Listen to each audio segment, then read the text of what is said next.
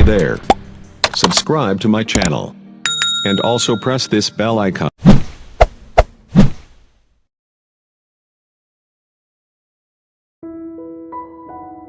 Catat, tenaga honorer pemerintah bisa ikut seleksi CPNS dan PPPK asal penuhi syarat ini.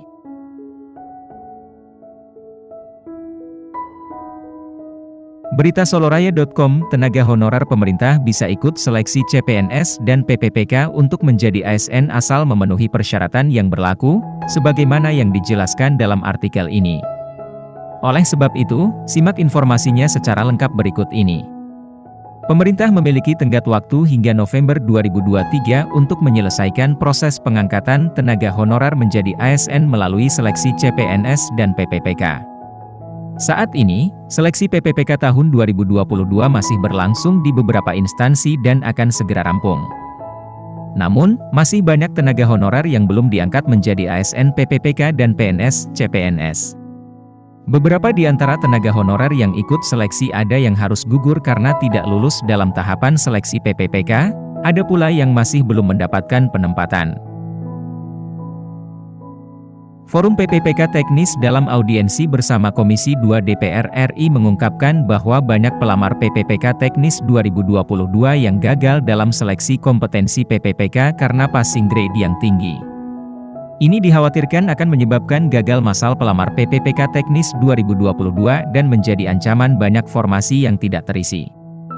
Pemerintah terus berupaya agar tenaga honorer dapat kejelasan jenjang karir dan kesejahteraan materi.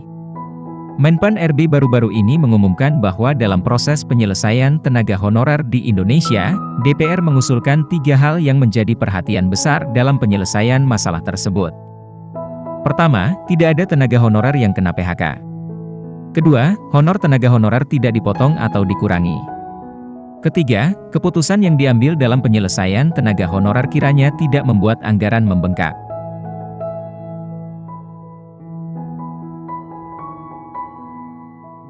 Dengan pernyataan tersebut, tenaga honorer punya harapan besar untuk bisa diangkat menjadi ASN. Ditambah lagi, pemerintah masih terus mengupayakan perekrutan ASN, misalnya dengan seleksi CPNS 2023 yang akan segera dibuka.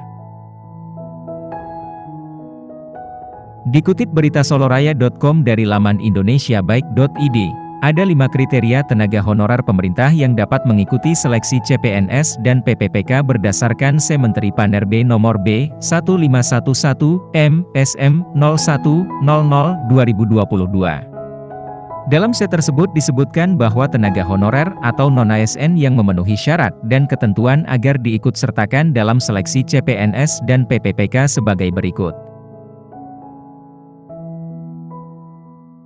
1. Berstatus tenaga honorer kategori 2, THK 2, yang terdaftar dalam database Badan Kepegawaian Negara, BKN, dan pegawai non-ASN yang telah bekerja pada instansi pemerintah.